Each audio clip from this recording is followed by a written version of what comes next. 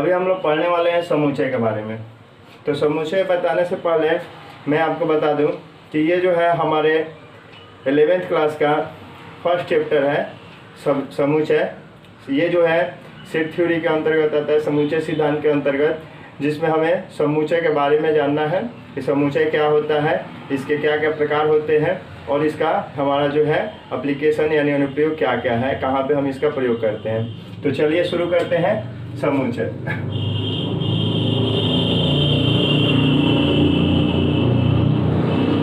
जिसको अंग्रेजी में हम सेट बोलते हैं। ठीक, तो सेट होता है समुच्चय क्या होता है, पहले हम इसका इंट्रोडक्शन जानते हैं। जैसे समुच्चय जो होता है वो वस्तुओं का एक संग्रह होता है। यहाँ पे हम समुच्चय सिद्धांत में जो होता है वस्तुओं के संग्रह कलेक्शन को कैसे हम करते हैं और उससे रिलेटेड जो क्वेश्चन होते हैं कैसे हम उसको हल करते हैं, इस चीज़ को इसमें सीखते हैं। जैसे समुच्चय किसे कहते हैं, तो समुच्चय जो होता है सुपरिभाषित वस्तुओं का एक संग्रह होता है। समुच्चय सुपरिभाषित वस्तुओं का संग्रह है। यानी a set is well defined collection of objects। जैसे कहने का अर्थ क्या है कि अगर हम देखते हैं कि एक कलेक्शन हम कुछ वस्तुओं का करते हैं, क्यों? अपने सुविधा के लिए कि हम उस तरह से उसको परिभाषित कर पाए। जैसे कि हम कहते हैं कि सौर मंडल में कितने ग्रह हैं। एक उदाहरण हम ले, उदाहरण के लिए एज फॉर एग्जाम्पल अगर हम ले कहें कि सौर मंडल के ग्रह, सौर मंडल के ग्रह, तो हमारा जो है इसको अंग्रेजी में बोलेंगे हम planets of the solar system. Planets of the solar system.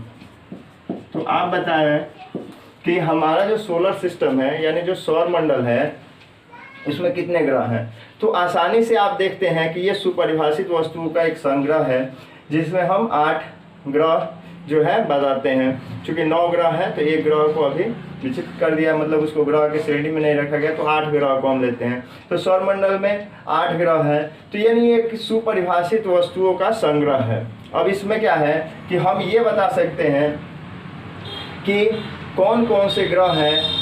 तो ये एक तरह से हम उसके जो सदस्य हैं यानी उस समुच्चय, ये एक समुच्चय है। यहाँ सौरमंडल के ग्रह जो है एक समुच्चय का निर्माण करते हैं यानी एक सेट का निर्माण करते हैं जिसमें कौन कौन से सदस्य हैं हम उसको अच्छी तरह से बता सकते हैं। इसी चीज़ को हम बोलते हैं सुपरिभाषित, यानी कि ये अच्छी तरह से परिभाषित है। तो सुपरिभाषित वस्तुओं का संग्रह क्या है? समुच्चय है, या समुच्चय जो है सुपरिभाषित वस्तुओं का संग्रह है।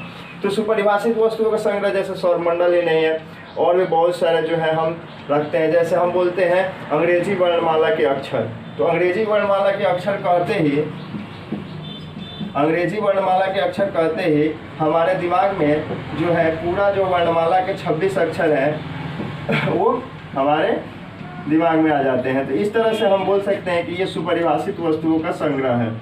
अंग्रेजी वर्णमाला के अक्षर है ना, लेटर्स ऑफ इंग्लिश अल्फाबेट, ठीक है, इंग्लिश अल्फाबेट। यानी कि समुच्चय, ये भी एक समुच्चय है, ये भी एक सेट है, सुपरिभाषित वस्तुओं का संग्रह है जिसमें 26 अक्षर है। इस तरह से हम देखते हैं कि हमारे दैनिक जीवन में बहुत तरह के सेट्स जो हैं हमने अपने सुविधा के लिए बनाए हुए हैं, जो सुपरिभाषित वस्तुओं का एक संग्रह है। उन्हीं को हम क्या कहते हैं? समुच्चय कहते हैं। तो और आप बहुत सारा एग्जाम्पल ले सकते हैं जो कि सुपरिभाषित वस्तुओं का संग्रह है जिसे हम समुच्चय कहते हैं। जैसे हम कहते हैं कि भारत के सभी राज्य, तो भारत के सभी राज्य कहते ही जो भारत के जितने राज्य हैं, स्टेट्स ऑफ इंडिया, यानी 28, 29 जितने हैं हमारे पास वो लिस्ट मतलब वो दिमाग में एक आ जाता है कि ये राज्य है, ये इसमें शामिल है, ये इसमें शामिल नहीं है। यानी एक सुपरिभाषित वस्तुओं का, यानी सुपरिभाषित है ना, राज्यों का संग्रह है, तो इसको हम कहेंगे कि ये क्या है, एक सेट है। तो ये इस तरह से गणित के भाषा में जो है सेट जो होता है well defined collection of objects, मतलब वैसे ऑब्जेक्ट जो वेल डिफाइंड है, यानी हम उसे बता सकते हैं कि वो उसमें है या नहीं है, उस तरह के समूचे संग्रह को हम सेट कहते हैं। अब आते तो हुआ हमारा बेसिक कंसेप्ट, आपको ये समझ में आ गया कि सेट क्या होता है। अब देखते हैं कि सेट जो होता है इसको हम कैसे लिखते हैं, इसके सदस्यों को कैसे लिखते हैं, इसको किस चीज़ से निरूपित करते हैं, इन सब चीज़ों को जानते हैं। तो जैसे कि अगर हम पहला सेट लें सौरमंडल के ग्रह, तो हम इसको अगर P से सूचित करें, P यानी planets of the solar system, और इसके एलिमेंट्स को जो है हम हमेशा मझौले ब्रैकेट में लिखते हैं, और एलिमेंट्स जो होते हैं एक एक करके क्रम वाइज इसको हम लाइन बाय लाइन लिख देते हैं जितने एलिमेंट्स हैं, ठीक है। तो जैसे कि हमारा सबसे पहला मान लेते हैं मरकरी, हिंदी में पहले हम समझ लें इसको, सबसे पहले है बुध ग्रह, फिर है शुक्र ग्रह, फिर आपकी पृथ्वी है, फिर मंगल है ना, ऐसे ही आपके ग्रह हैं। तो अगर हम ऐसे भी चाहें तो लिख सकते हैं, इसको इधर उधर भी करके लिख सकते हैं, बस इस समुच्चय में जो सदस्य हैं वो इसमें आने चाहिए। जैसे कि अगर हम दूसरे समुच्चय के बारे में देखें, जैसे कि ये है अंग्रेजी वर्णमाला के अक्षर, तो इसको हम मान लेते हैं लेटर्स ऑफ इंग्लिश अल्फ़ाबेट है तो L से डिनोट करते हैं। और अगर हम दोनों में से कोई भी छोटा या बड़ा अक्षर ले सकते हैं, जैसे A B C D ऐसे डॉट डॉट टू Z तक, ठीक है। तो ये जो है हमारे 26 जो है 26 लेटर्स जो हैं तो ये एक तरह का सेट है। तो हम यहाँ देखते हैं कि समुच्चय को हमेशा हम बड़े अक्षर से सूचित करते हैं और इसे हमेशा मझौले ब्रैकेट में यानी मिडिल ब्रैकेट में हम इसको लिखते हैं, ठीक है। अब आगे देखते हैं इसमें इम्पोर्टेंट पॉइंट्स क्या क्या हैं समुच्चय में। तो सबसे पहला चीज़ आप याद रखेंगे कि समुच्चय के सदस्यों को हम रिपीट नहीं करते हैं। जैसे कि हम मान लेते हैं कि ये अंग्रेजी वर्णमाला के अक्षर हैं, तो हमने जब एक बार इसमें C लिख दिया तो पता चल गया इस समुच्चय में C है, और बार बार C लिखने से उस सदस्य बढ़ेगा नहीं या घटेगा नहीं, बस उसमें उस सदस्य शामिल है, इसको हम करते हैं। तो इससे हम ये एक चीज़ निकालते हैं कि समुच्चय के सदस्यों को हम उसमें लिखते समय रिपीट नहीं करते हैं ना। तो इसको हम इंग्लिश में बोल सकते हैं द एलिमेंट्स और members are not repeated in any set. तो सबसे पहला ये पॉइंट हम याद रखेंगे कि हम सदस्य को रिपीट नहीं करते हैं। दूसरा पॉइंट क्या है कि जैसे कि कहा जाए कि ये एक समुच्चय है, इसमें ये 26 सदस्य हैं, ए से लेकर के जेड तक है। तो पहला तो ये हुआ कि हम इसके सदस्यों को रिपीट नहीं करेंगे। दूसरा आप क्या देखते हैं कि जो सदस्य लिखे जाएंगे, इसके जो सदस्य होंगे वो जो है इसको किस तरह से हम डिनोट करते हैं। तो इसको होता है कि हम इसको एलिमेंट ऑफ, इसको पढ़ते हैं हम लोग एलिमेंट ऑफ और या मेंबर ऑफ। इसको हिंदी में हम कह सकते हैं कि ये सदस्य है, इसको हम कह सकते हैं सदस्य है या सदस्य नहीं है, सदस्य नहीं है, ऐसे समझते हैं, ठीक है। सदस्य है या सदस्य नहीं है, ये साइन है ना, एक्सेलेंट। तो इसको कैसे लिखते हैं, इसको जरा समझ लें बढ़िया से।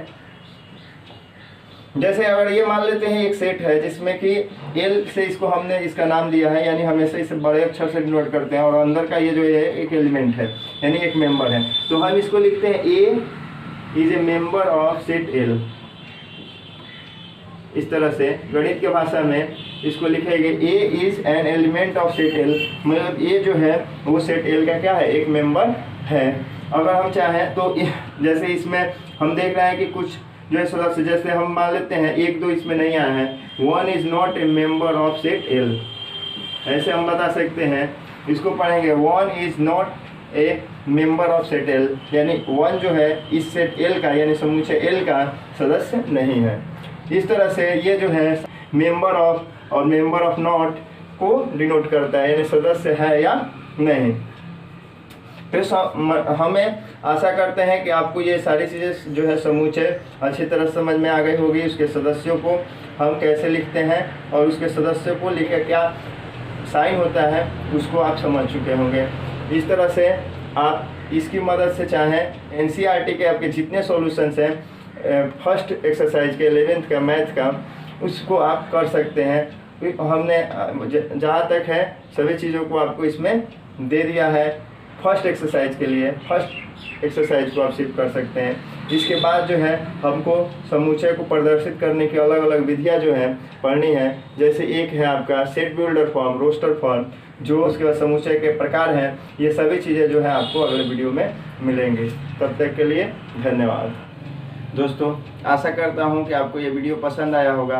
अगर आपको ये वीडियो पसंद आया है तो इसे लाइक करें, और अगर आप हमारे चैनल पर नए हैं तो हमारे चैनल को सब्सक्राइब कर लें और बेल आइकन को दबा दें, ताकि जब भी मैं ऐसा वीडियो डालूं तो आप तक सबसे पहले पहुंचे।